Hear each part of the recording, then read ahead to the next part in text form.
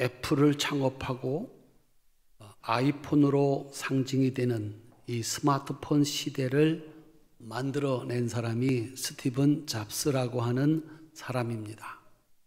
인류 역사상 새로운 시대를 연 사람으로 평가를 받습니다. 그런데 그의 출생은 불행했습니다. 대학생인 그의 부모들이 아기를 가졌습니다. 집안의 반대로 결혼을 하지 못하고 아이를 출산했을 때 입양을 보내야 했습니다.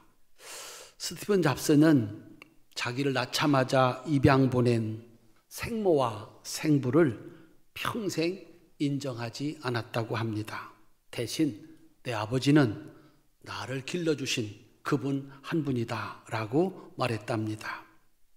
이 스티븐 잡스를 입양한 양아버지는 폴 잡스라고 하는 사람인데 엔지니어였습니다.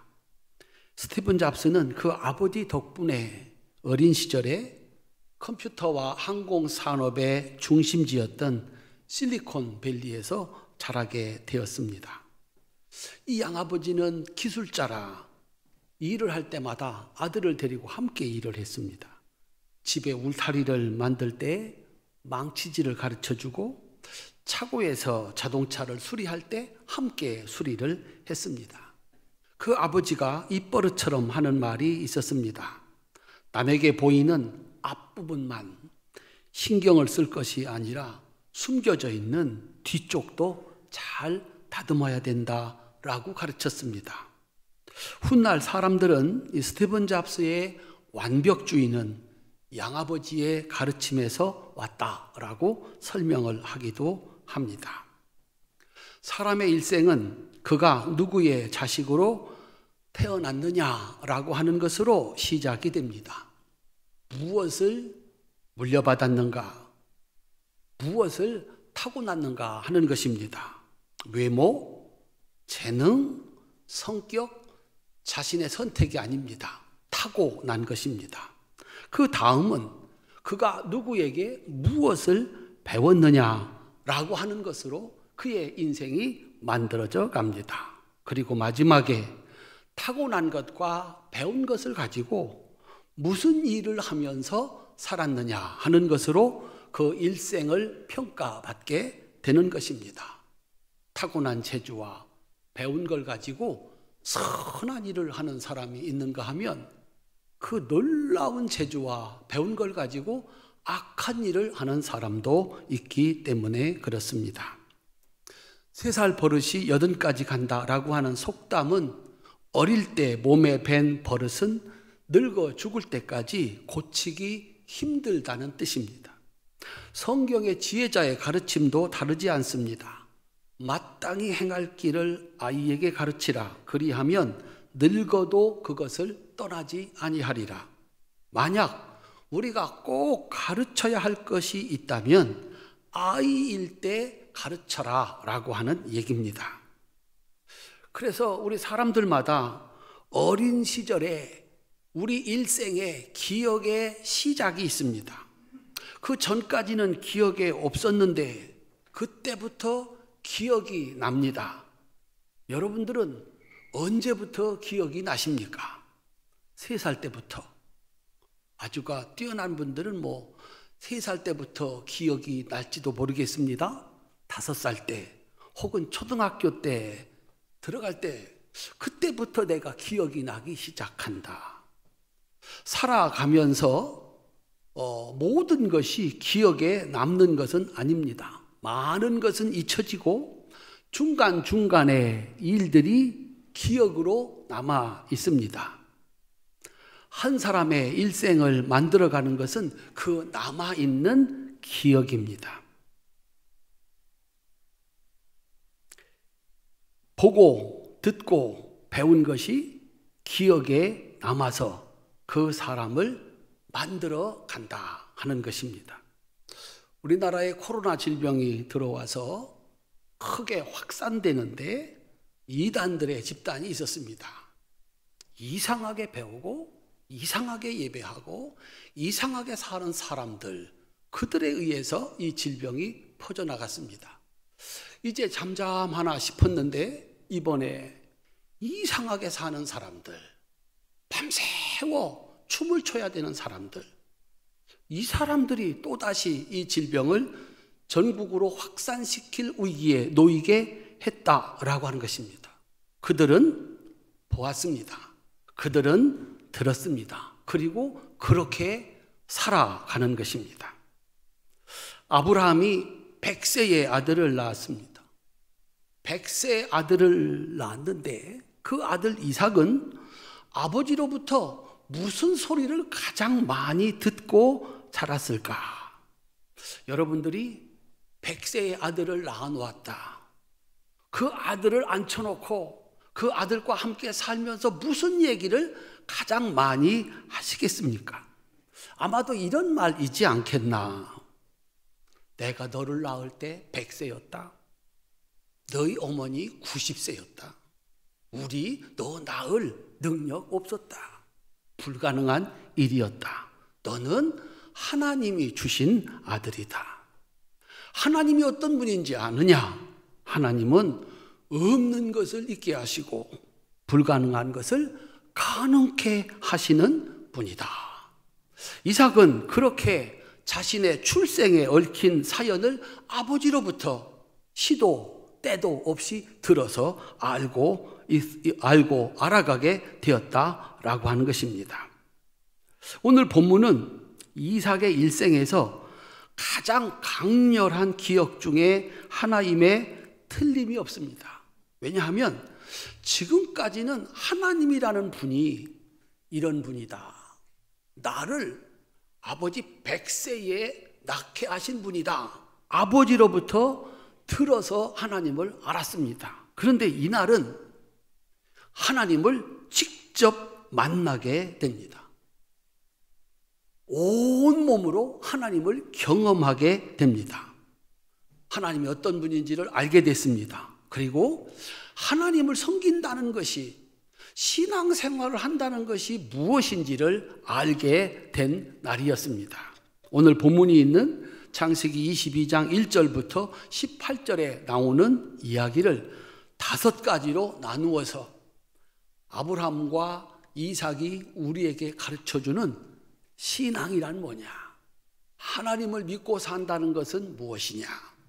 그 하나님은 우리에게 어떤 축복을 주시느냐라고 하는 것을 함께 알아가고 경험하고 여러분들도 그 축복의 주인공이 될 수 있으시기를 주님의 이름으로 축원합니다. 첫 번째, 신앙생활이란 뭐냐? 1절과 2절에 보니까 신앙생활이란 하나님이 나의 주인이심을 인정하고 그 하나님의 말씀을 따라 사는 것이다 라고 가르쳐주고 있습니다. 창세기 22장 1절 2절입니다. 제가 읽겠습니다. 여러분들은 성경을 이렇게 눈으로 따라가시면 되겠습니다.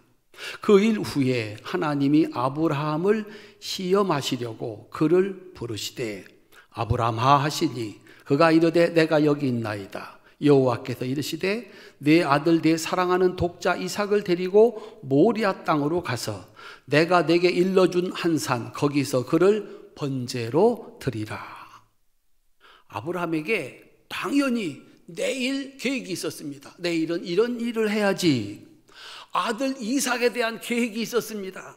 이거 하나님이 주신 아들 이렇게 키워서 이런 인물을 만들어야지. 그런데 그날 저녁에 하나님이 찾아오셨습니다. 아들을 제물로 바치라고 하는 하나님의 명령이 떨어졌습니다. 그래서 그 다음 날은 아들을 제물로 드리는 제사를 드리러 출발해야 하는 날이 되었습니다. 이삭은 잘 몰랐습니다. 아버지가 그 다음 날 해야 할 일이 무엇인지는 알았습니다. 그런데 하나님의 말씀 한마디에 아버지의 일상이 멈추는 것을 보았습니다. 아들 이삭은 아버지의 행동에서 하나님과 아버지의 관계를 보았습니다. 하나님의 말씀은 모든 것보다 우선이구나.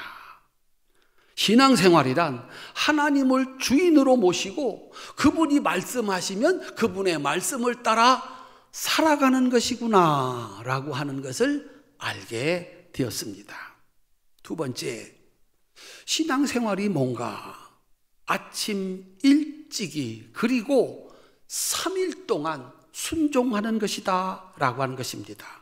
창세기 22장 3절부터 5절까지입니다.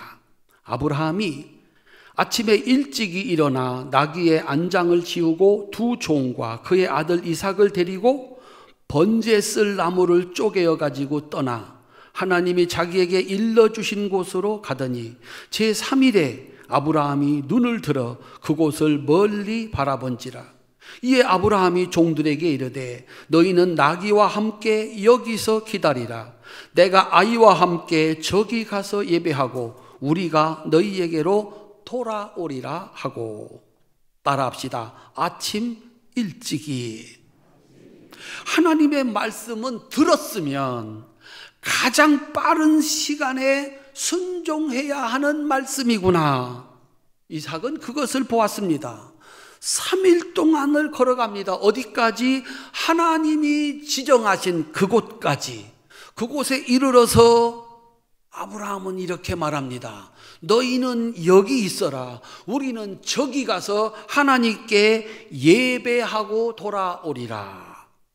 하나님께 드리는 예배, 하나님께 드리는 제사라는 것이 어떻게 드리는 것인가? 한번 따라합시다. 하나님이 정하신 장소에서, 하나님이 정하신 시간에, 하나님이 정한 방법으로 드리는 것이구나.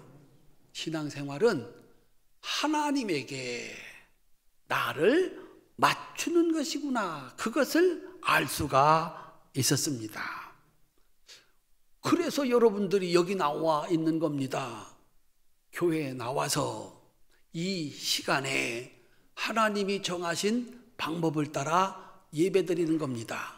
여기에다가 하나님의 시간과 하나님의 장소와 하나님의 방법에 나를 맞추어 가는 것, 그것이 신앙생활이구나 라고 하는 것을 알게 되었습니다. 세 번째, 제사란 하나님이 원하시는 것을 드리는 것이다 라고 하는 것을 알게 됐습니다. 창세기 22장 6절부터 9절까지입니다.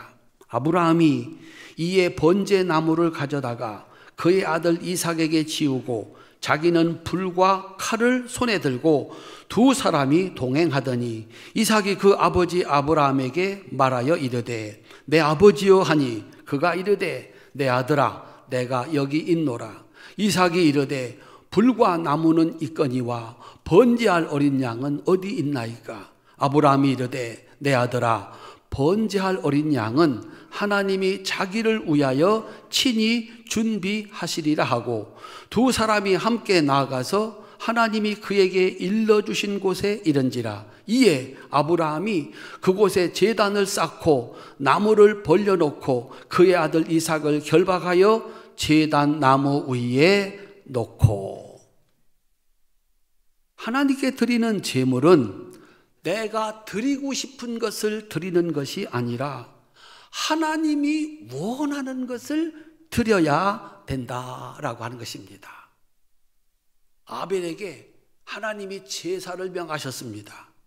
아벨은 믿음으로 어린 양을 잡아서 제사를 드렸습니다. 왜?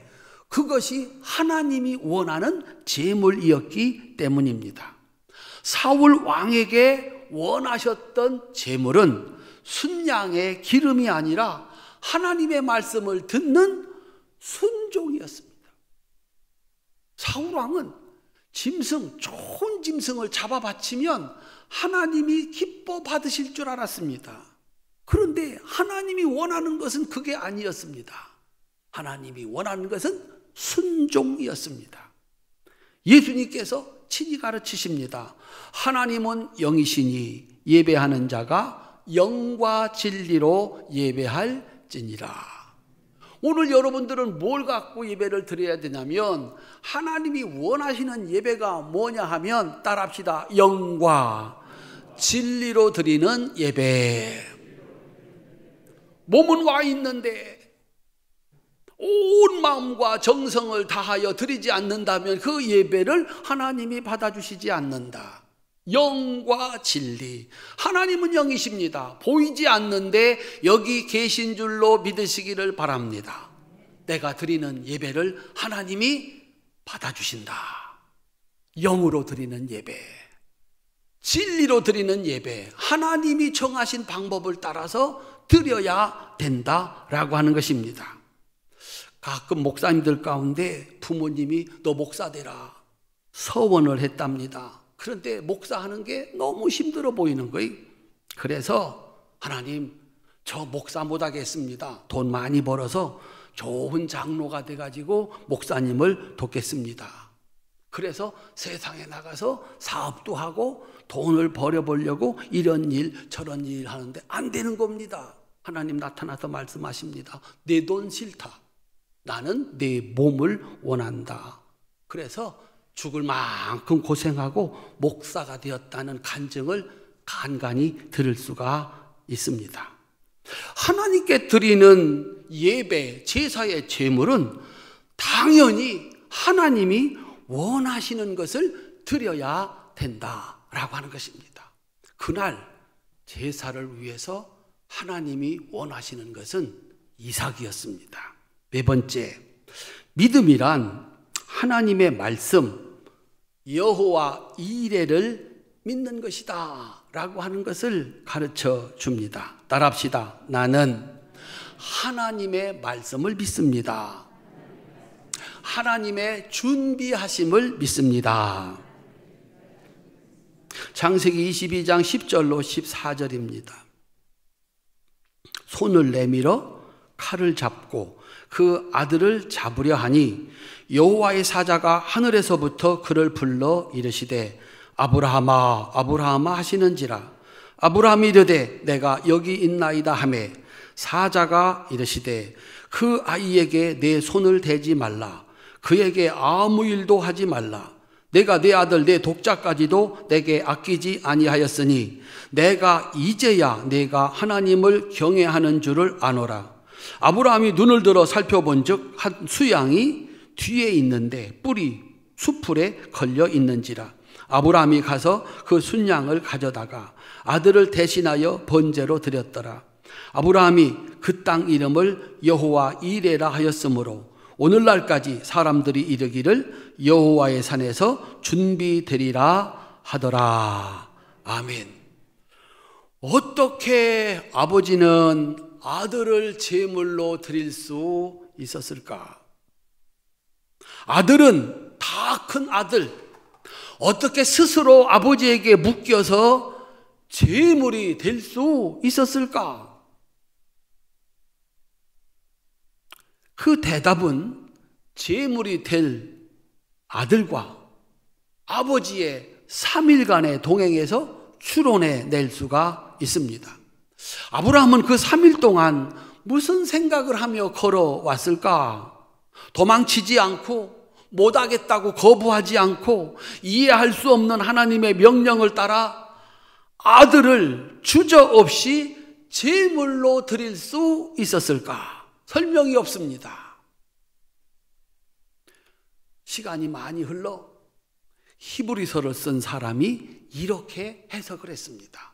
어떤 사람은 바울이 썼다고도 하고 어떤 사람은 또 다른 사람이 썼다고 하는데 성경 히브리서에서 어떻게 아브라함은 아들을 드릴 수 있었고 아들 이삭은 어떻게 스스로를 제물로 내어놓을 수가 있었을까? 히브리서 11장 17절부터 19절입니다. 이건 한번 같이 읽으시겠습니다.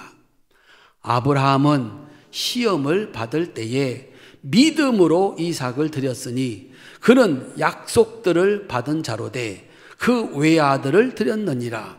그에게 이미 말씀하시기를 내 자손이라 칭할 자는 이삭으로 말미암으리라 하셨으니 그가 하나님이 능히 이삭을 죽은 자 가운데서 다시 살리실 줄로 생각한지라. 비유컨대 그를 죽은 자 가운데서 도로 받은 것이니라. 아멘. 아브라함이 뭘로 이삭을 드렸답니까? 믿음으로 이삭을 제물로 드렸답니다. 이삭도 당연히 믿음으로 자기 자신을 제물로 내어 놓았다라고 하는 것입니다. 아브라함이 시험을 받을 때에 믿음으로 이삭을 드렸으니, 아브라함이 믿은 게 뭡니까?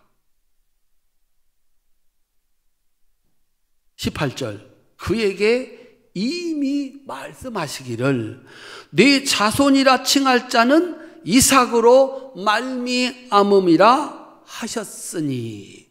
따라합시다. 나는 하나님 말씀을 믿습니다. 하나님이 뭐라고 말씀을 해놓으셨다고요?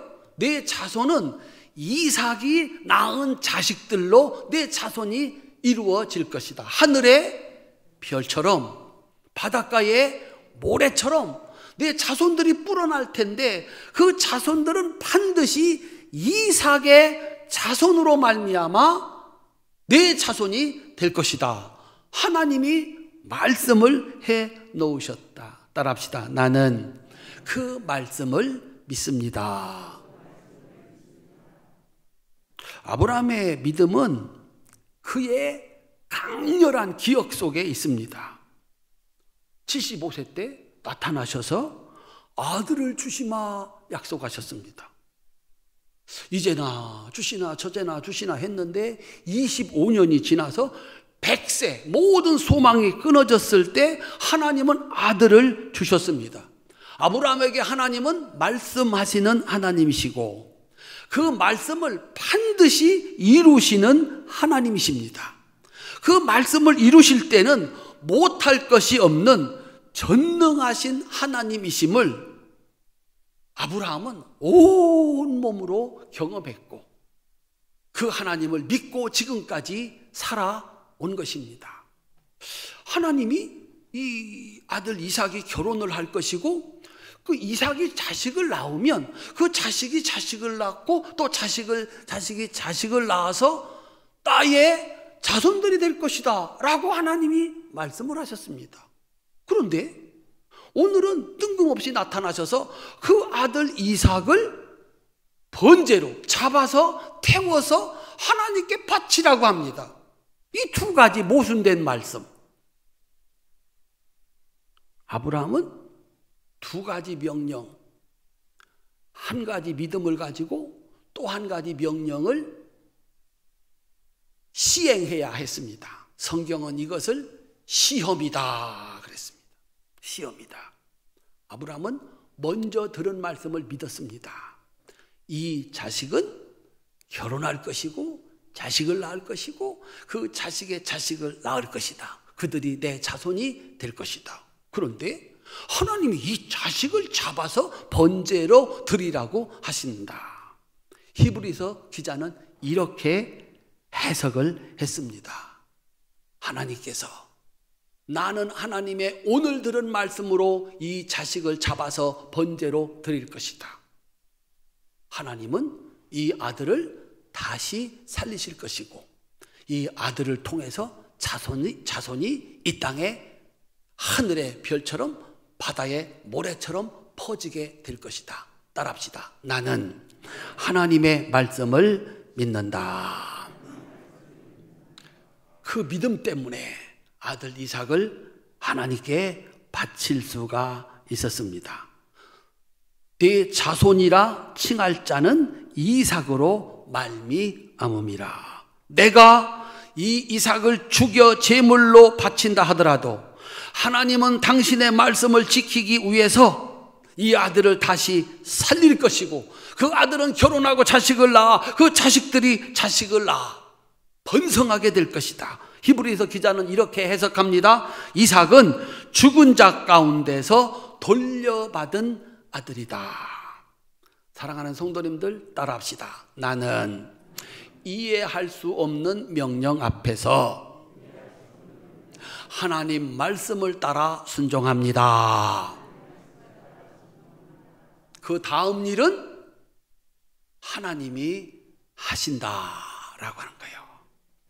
우리 성도님들, 하나님이 내놓으라고 하는 것이 내놓을 수 있는 것을 내놓으라고 하면 우리들 다 내놓을 수 있습니다. 그런데 이거 내놓으라고 하시면은요, 차라리 나를 내놓으라고 하세요.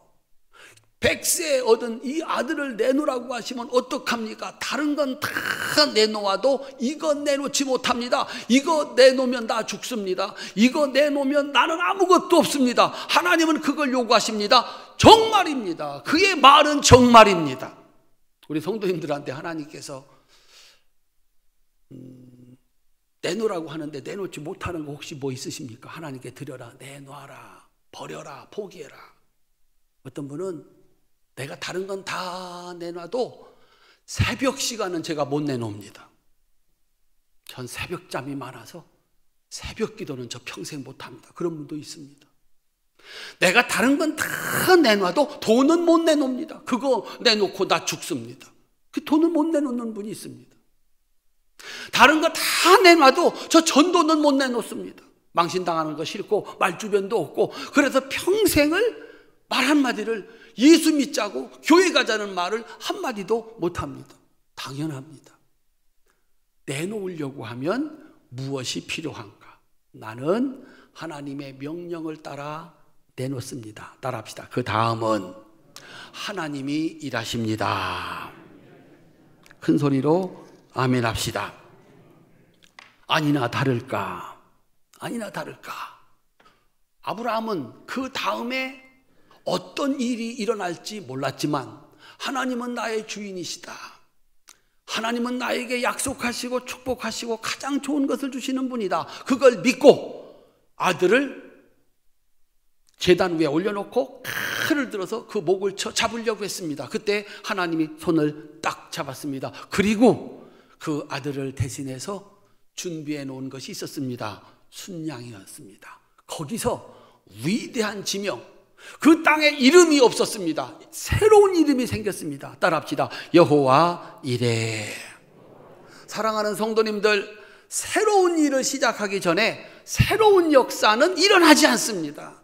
늘 그곳이 그곳이고 그 집이 그 집이고 그 교회가 그 교회입니다. 그런데 하나님을 믿고 내놓을 수 없는 그것을 내놓는 순간 그곳은 특별한 곳이 됩니다. 여호와 이레. 따라합시다. 하나님께서 준비하셨습니다. 우리 성도들, 하나님을 믿는 믿음으로 하나님이 요구하는 재물을 내놓으실 때 하나님은 그 다음의 역사를 책임지셔서 새로운 역사를 만들어가게 되는 줄로 믿으시기를 주님의 이름으로 축원합니다. 이삭은 아버지가 시험 당하는데 이삭은 거기서 그 시험의 대상이 되었습니까? 아버지가 시험을 당할 때 이삭은 그곳에서 믿음의 훈련, 아버지와 함께 경험을 했습니다. 아버지가 지금까지 해주신 말씀을 따라 하나님을 믿었습니다. 드디어 그 믿음이 실력을 발휘할 때가 된 것입니다. 아버지 아브라함은 하나님을 믿었고 아들은 아버지가 가르쳐준 하나님을 믿었습니다. 아버지와 아들이 함께 하나님의 명령에 순종했습니다. 그곳에서 여호와 이레라고 하는 기적의 역사가 나타났습니다. 아버지가 믿던 하나님이 아들의 하나님이 되어 주신 것입니다. 얼마나 섬뜩했을까, 얼마나 기가 막혔을까. 그런데 그 끝에서 하나님의 얼굴을 보았습니다. 3일 동안 이 두 부자가 그 3일 길을 가면서 무슨 얘기를 했을까요? 이삭은 몰랐는데 아버지 아브라함은 다 알고 있었습니다. 야, 3일 지나면 내 아들 잡아서 번제로 드려야 된다. 여러분 같으면 자식과 이렇게 3일 동안 가면서 무슨 얘기를 하겠습니까? 오늘 뭐 아들 얘기니까 목사님 딸은 어디 갔습니까? 다음 주에 할 겁니다. 딸 얘기는. 아버지와 아들이 해야 될 얘기가 뭐겠습니까? 마지막으로 나누어야 되는 얘기가 있다면, 뭐 혹시 우리가 나이 많이 먹어서 이제 아들 데리고 아버지의 마지막 길을 뭐 간다고 할 때 무슨 얘기를 할 수 있었을까? 아들아, 하나님이 어느 날 찾아와서 널 주시마, 아들을 주시마 약속했단다. 25년 동안 주지 않았는데 100살이 됐을 때 하나님은 그 약속을 지켰다. 그리고 말씀하시기를 네가 낳는 자손으로만 나의 자손이 된다고 말씀하신다. 그런데 하나님이 지금 너를 제물로 바치라고 한다. 하나님은 지금까지 말씀하시면 반드시 지키시는 분이다. 내가 혹시 죽는다 해도 하나님은 다시 살린다.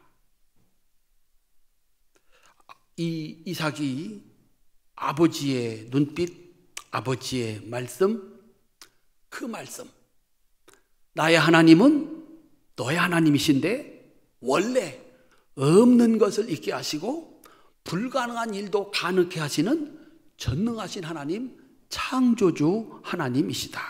지어낸 얘기가 아닙니다. 그것은 아브라함이 평생 경험한 하나님 얘기입니다. 그걸 아들한테 물려주게 된 것입니다.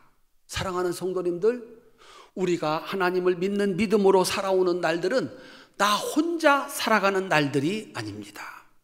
내가 믿은 그 하나님을 반드시 우리의 자손들에게 물려주어 내가 받을 축복이 있다면 그 축복 또한 물려주어야 된다.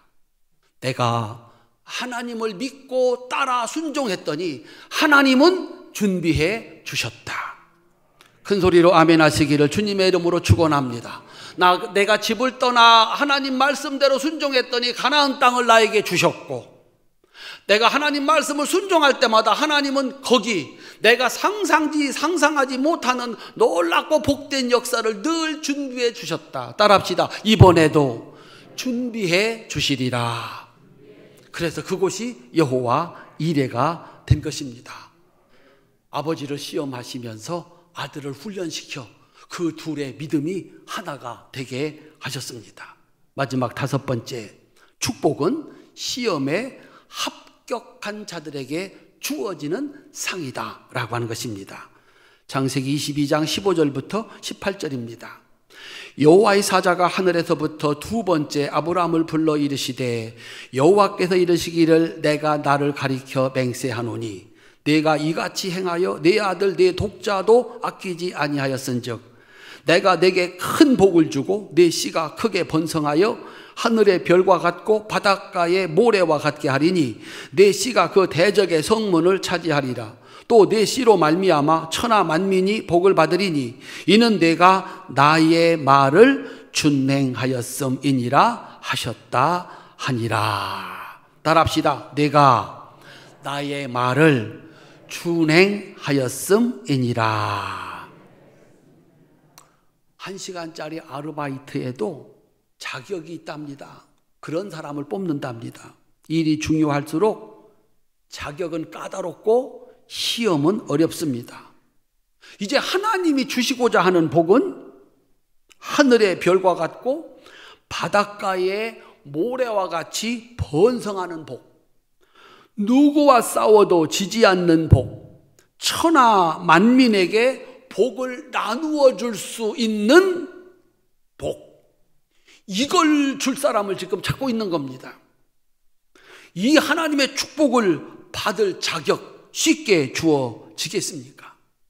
그 사람이 받는 축복은, 그 사람이 차지하는 지위는 그의 실력만큼입니다. 축복은 그가 믿음으로 드리는 순종만큼이다 라고 하는 것입니다. 그가 해낼 수 있는 것만큼만 그에게 축복으로 주어진다. 난 이건 못합니다. 거기까지입니다. 이것까지 할 수 있습니다. 거기까지입니다. 내가 이것까지 하나님 앞에 드릴 수 있습니다. 하나님은 거기까지 축복하십니다. 그건 못 드립니다. 거기에 있는 복은 얻을 수가 없습니다. 18절입니다. 내가 이 모든 축복을 주는 이유는 네가 나의 말을 준행하였기 때문이다 라고 말씀했습니다. 이 시험을 합격하게 한 것은 아버지와 아들이 3일 동안을 걸어서 하나님을 경험하고 하나님을 얘기하고 자기가 경험한 하나님을 물려주고 그 하나님 얘기를 함께 나눈 결과가 아니겠느냐. 그래서 아들도 아버지도 축복을 받을 자격을 얻게 되었다라고 하는 것입니다. 사랑하는 성도님들, 여러분들의 신앙이 자손들에게 물려질 수 있기를 주님의 이름으로 축원합니다. 우리가 다른 것은 물려주지 못한다 하더라도, 아니 그 무엇을 물려준다 하더라도 자손들의 미래가 아름답고 복되리라고는 장담할 수 없습니다. 돈을 많이 물려주면 우리 자손들이 대대로 잘 살까? 누구보다도 빼어난 미모를 물려주면, 뛰어난 머리를 물려주면, 재주를 물려주면 자자손손 잘 살 수 있을까? 자신 없습니다. 그런데 하나님을 믿는 믿음, 여호와 이레를 믿는 믿음을 물려주시면 그곳에 하나님이 함께 하시고 축복하시는 번성의 복과 대적의 성문을 차지하는 복과 받은 복으로 세상 모든 사람들을 축복하며 사는 영광스러운 역사를 물려줄 수 있음을 믿으시기를 주님의 이름으로 축원합니다. 그러려면 아들과 함께 가는 3일간의 동행이 필요합니다. 무슨 얘기? 하나님 얘기하시지요. 내가 만난 하나님 얘기를 하고 내가 받은 응답을 얘기하고, 그래서 그도 하나님을 알고 하나님을 믿게 하고, 기회가 왔을 때 아버지와 함께 하나님의 명령이면 가장 소중한 것이라도 내놓을 수 있는 여호와 이레를 믿는 믿음, 하나님의 말씀은 반드시 이루어진다고 하는 말씀을 믿는 믿음, 그 믿음으로 아버지가 만난 하나님, 아들도 만나고, 아버지가 받은 축복, 아들도 받는 그 축복의 역사가 우리 성도님들 가정에 이어지시기를 주님의 이름으로 축원합니다. 만약 스티븐 잡스가 양아버지 폴 잡스에게 입양되지 않았다면 어떤 인생을 살았을까요? 생물학적으로 우수한 부모의 자식으로 태어났으니까 우수한 인생을 살았을지도 모릅니다. 그러나 인류 역사에 새로운 시대를 여는 창조적인 역사는 일어나지 않았을지도 모릅니다. 그 창조적인 역사는 실리콘밸리라고 하는 세계 제1의 기술 환경을 제공한 양아버지의 삶의 환경, 그의 기술자로서의 가르침, 남에게 보이는 앞부분만 신경 쓸 것이 아니라 숨겨져 있는 뒤쪽도 잘 다듬어야 된다라고 가르쳤던 그 가르침의 결과가 아니겠는가? 누구의 자식으로 태어났는가? 누구에게 무엇을 배웠는가? 태어날 때 가지고 태어난 재능과 타고난 것과 그가 살면서 배운 지식을 가지고 무슨 일을 하는가? 그게 그 사람의 일생입니다. 타고난 거 있습니다. 배운 거 있습니다. 그것 가지고 하나님이 기뻐하시는 일 할 수 있기를 주님의 이름으로 축원합니다. 그러면 하나님이 복 주셔서 번성도 하게 하시고 승리도 하게 하시고 세상 사람들을 축복하며 사는 복된 인생으로 만들어 주시는 줄로 믿으시기를 바랍니다. 아버지와 아들이 하나님과 동행하는 그 아름다운 신앙을 만들어 갈 때 그곳에는 대대로 세상에는 없는 하나님이 주시는 축복을 누리는 복된 역사가 있는 줄로 믿으시기를 주님의 이름으로 축원합니다. 우리는 누구보다 많이 가지고 태어나지 못했는지도 모르겠습니다.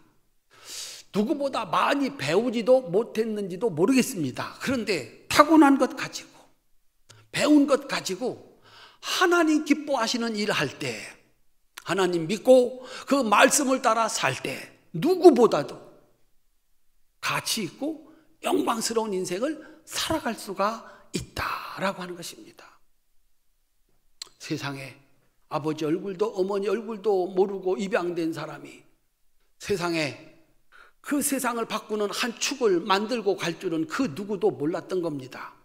우리 활천의 성도들은 하나님을 믿는 믿음으로 여기 와 있습니다.